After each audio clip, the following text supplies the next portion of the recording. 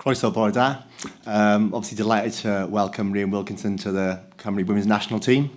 We've been doing a thorough process internally for the last kind of month since the bad news that Gemma Grange was leaving us in the early part of January. So my brief obviously was to try and find a new women's head coach to lead us towards Euro 2025. There were probably three main criteria for this role.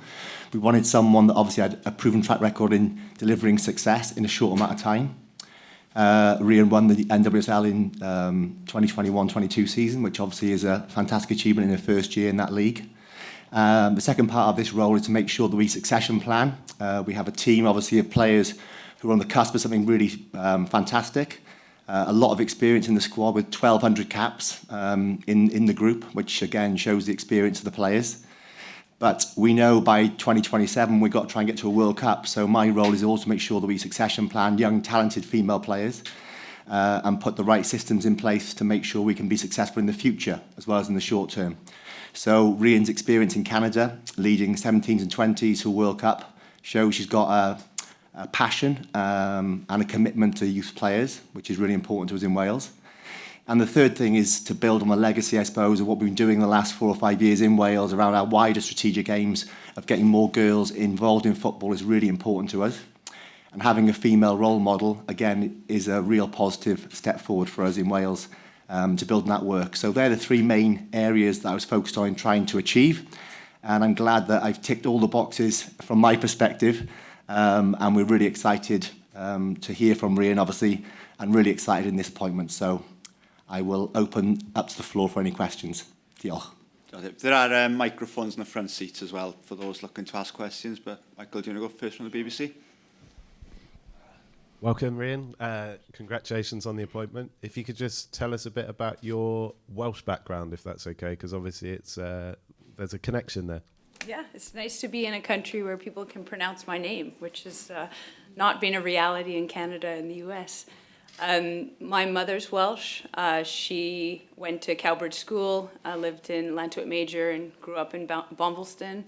And my father's English. I was born in Canada and they took a sabbatical. They were teachers. They brought us back to Cowbridge. So I went to Bonfine School with my sister and brother.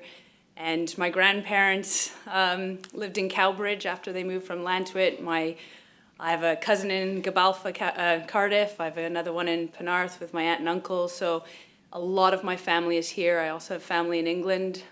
So I am Canadian, but Wales has always been my second home. And it feels very much like a full circle moment coming home here for this job. And I don't think my mother's ever been prouder, to be honest.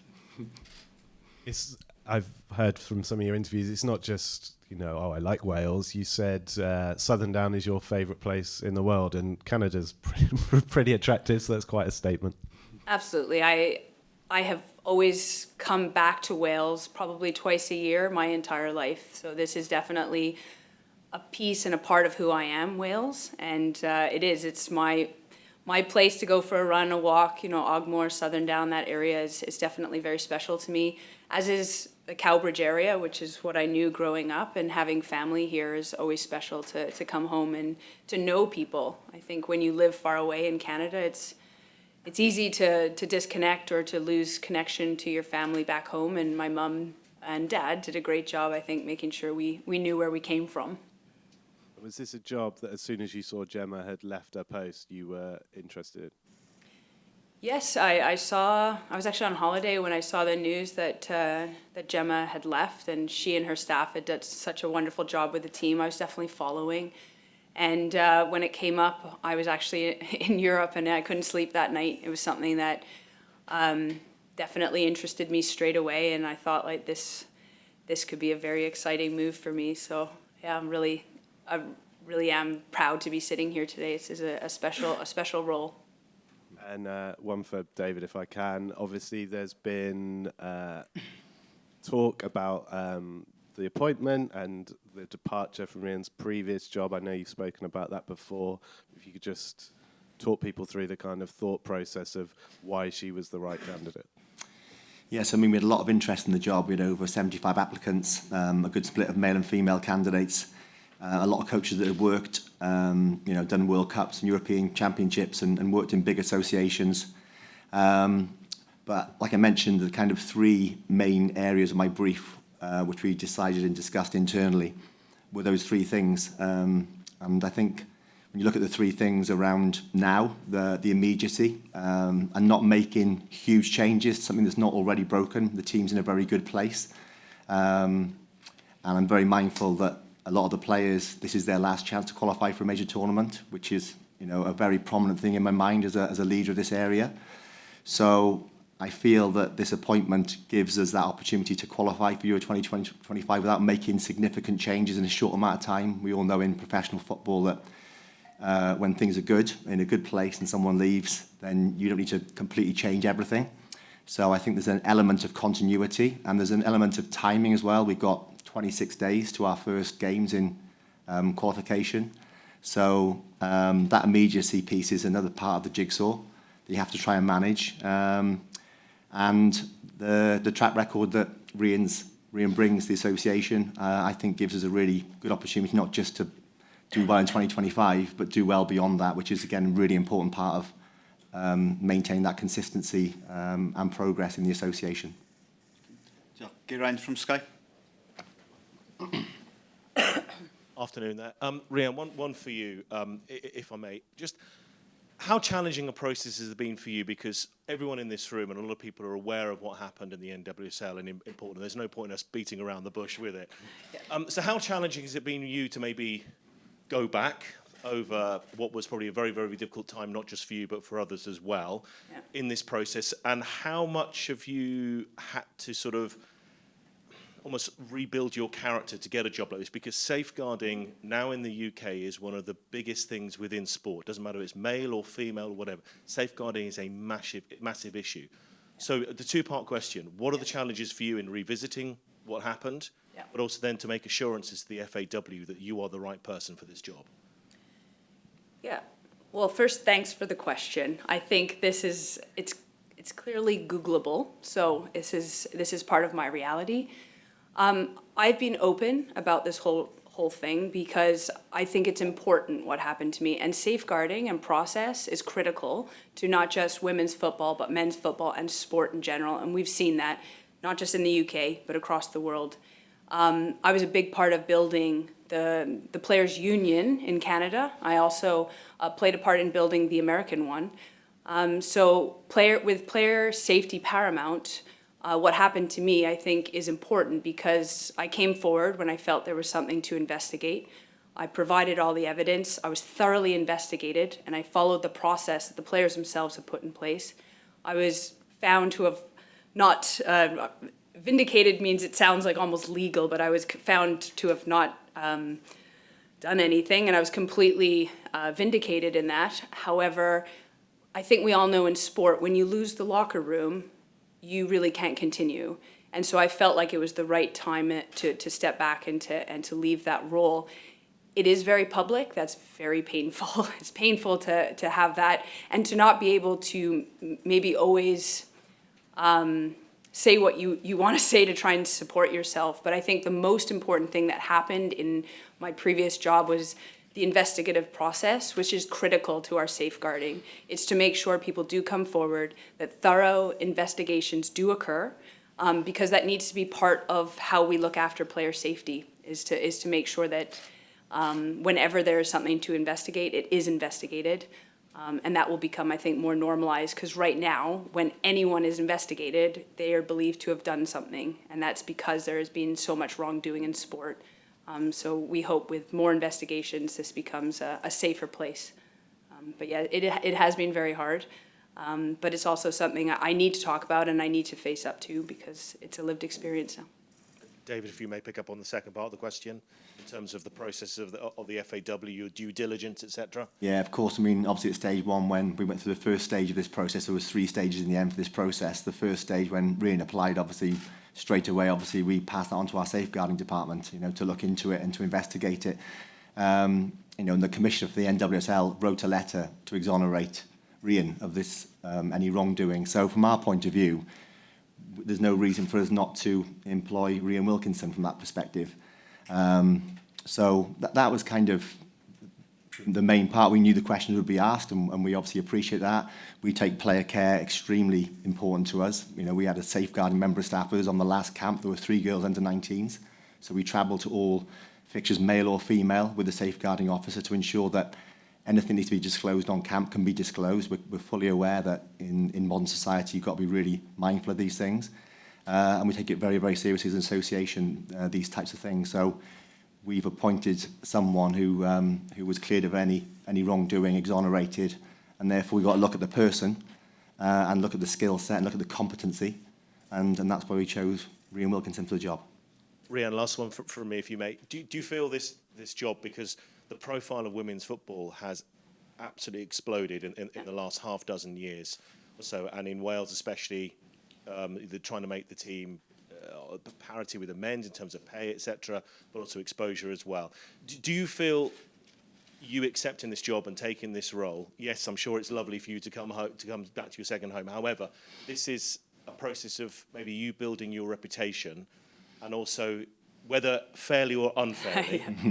And a second part of the question you mentioned in a previous answer, when you lose a locker room, do you feel just because what's happened, as you say, everything is Googleable, people make assumptions, do you feel that's one of the toughest jobs you've got, is initially in your role, is to convince the players of your abilities and why you are there, that it might be a little bit more difficult for you than it would have been somebody without your past?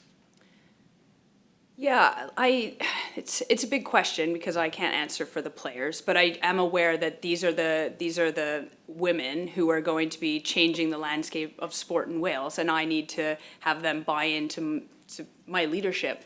So I don't dwell on this past. I think it's important to talk about it now so that we feel like we've all done our due diligence and asked the right questions. And I take the same approach with the players. There's definitely an opportunity if they would like to ask questions about anything.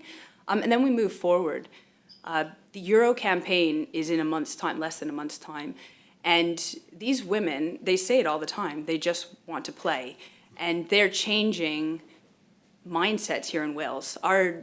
Our young girls here, I think we've got, 15,000 registered young people, young girls playing. We need to up that number, and they take it very seriously, this mantle of role model. And I play a part in that. So I think there's obviously, I've already met the team. We've had a great conversation. They want to move forward. They want to get going back to football, and I'm aware of that. So I don't think so. I don't think it's a matter, you talked about rebuilding my character and reputation. I don't think it takes much work to actually look into my character and reputation, and you will find this blip. And again, I cannot hide from that. I address it openly. I speak to it openly, because the biggest thing that has to come out of what happened to me is that investigations and process continues to be followed. I did that. I followed all the right steps. I would do it again because I think it's really important. I think an example was made of me, which is painful, and I have to move on from that. But we need people to come forward, and we need investigations to happen. So that has to be what comes out of this challenging time for me. But rebuilding my reputation, I hope that the many, many years of work I've done at least remains in the conversation when you're talking about me. And I hope to just move forward, and I think there's an opportunity here in Wales to really do something very special. And I wouldn't be here if I didn't feel that. So yeah, I'm really looking forward to getting started, and I'm very pleased to have already met the team, because the next time I see them will be our first qualifier. Thank you. Diolch. Sean Mazer from Club Pildroedd, then Isa from ITV Wales. Hi Rhian, I just want to ask about backroom staff. Have you had an idea of who you'd like to bring in with you? Yeah, so, I mean, Gemma Granger did a wonderful job with this team, and some of her staff, or the staff that was here, has gone with Gemma. I think for continuity for this team, as much as possible, I will keep the incredible people that are already here in place, but there are some gaps to be filled. I have told the team that I don't plan on filling them permanently until we find the right person, because they're a tight group, and they've had they've had someone leave who has sort of caused, obviously, when a coach leaves, there's some disruption. So I want to minimize that. So we've already got into discussions about it, who we're going to bring in, but absolutely they won't be permanent fills until we find the right people, whether that's someone I know from abroad or whether that's here in Wales. And I guess John Gray being one of those people who remains from the Gemma Granger era, is it safe to say that you'd like John to be part of that backroom staff, especially because you saw the players in Dublin really warmed to him, really got behind him? John is an important part of this staff, and I don't want to speak for him, he's not here, but if he wants to stay, I would love to work with him. I think in the last game we saw the connection he has with the players, but also his fantastic coaching ability.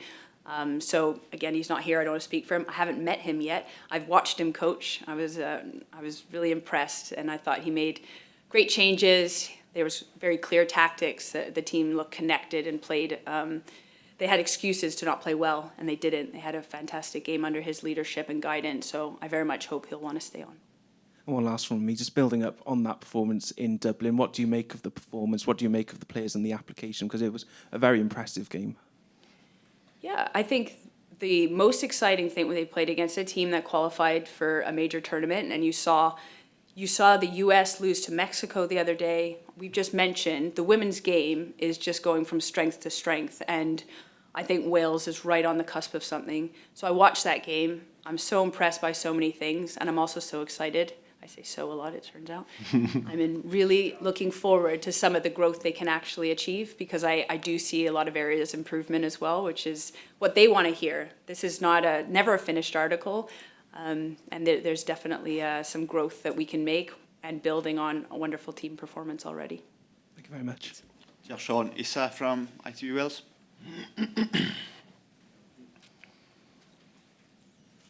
Good morning and nice to meet you. I'm Isa from ITV Wales. You've got a Welsh background and remarkable CV. Now you are tasked with taking Wales to its first major tournament. They came very close to qualifying for the last World Cup. What is your plan in terms of putting the team in a good shape to qualify for Euro 2025? Yeah, thanks, Isa. I think sometimes the disappointment of not achieving something and being so close is the catalyst for the greatest change. I've experienced it as a player, I've experienced it as a coach. It's painful, it's heartbreaking, and it reminds you of how much you want something. And I got that impression as soon as I met the team, that they are ready. So when you talk about a plan, there's a short-term plan, which is absolutely qualification for the Euros upcoming. And part of my vision for that is to make sure we're all on the same page with that sort of clarity of mindset. There's changes I want to make, but I'm not talking about big changes. This team does not need to be completely revamped and redrawn. There is a core group of players here who are so vision clear, and this wonderful group of young players who are coming up and learning from them that are ready to go. So how do I best simplify, clarify, and put them in the position to deliver their best performances consistently? Because I do think we've seen the team at their best, but how do we deliver that consistently? And if we can do that, qualification is absolutely something we'll be doing within the next year. That's the short-term plan, and then there's the drawing of the longer-term plan that I won't get into yet, because I do think that's a whole team discussion of how we do that and start building towards the next World Cup as well. Where do you see the team in 3 years' time as you sign 3 years contract? Yeah, I mean, I've talked about the young players already. So when I look at the next 3 years, there's this core group here that are going to change the landscape of sport in Wales. I'm so clear on that. They already have. I'm just going to take the question. I lived here in the early 90s, and there was no PE for girls when I lived here. So my mother and some other mothers sort of went at the school board and made sure to change that for the next years. But looking at my experience when I grew up here in Wales or had my year abroad to what it is now and the opportunities, the youth, the young girls coming through the system now in Wales are a completely new level. And I think I'll be working closely with Gemma Lewis and a lot of the staff with the FAW to make sure that we're getting around the country, that the young people feel like they're being seen and they're giving opportunity, because I think they're right there. There's a group of players that are right there to break into the senior team. Just one final question. What can you expect from you, Rhian, in terms of achievements for yourself? Reign is a strong word. That sounds, yeah, regal. I think my time here takes on many different facets, and I do see this opportunity. We talked about the explosion of the women's game in Europe, but also here in Wales. I want to mention that because you see the fans coming out, we see the fans traveling. We need that. We've got to build that at home and not always just look to England, not look to the US, not look to other nations, but what we have here. And I hope that that is a lasting legacy of my time here in Wales as the head of the women's soccer team, but also as someone who is in a leadership role with the FAW to make sure that the game here for women and men continues to grow, because I think we've got something very special. Thank you very much and good luck. Thank you very much. Diolch. Any more questions from the floor? Okay, no problem. We'll do some photo opportunities on the balcony with Rhian now. Written press huddle will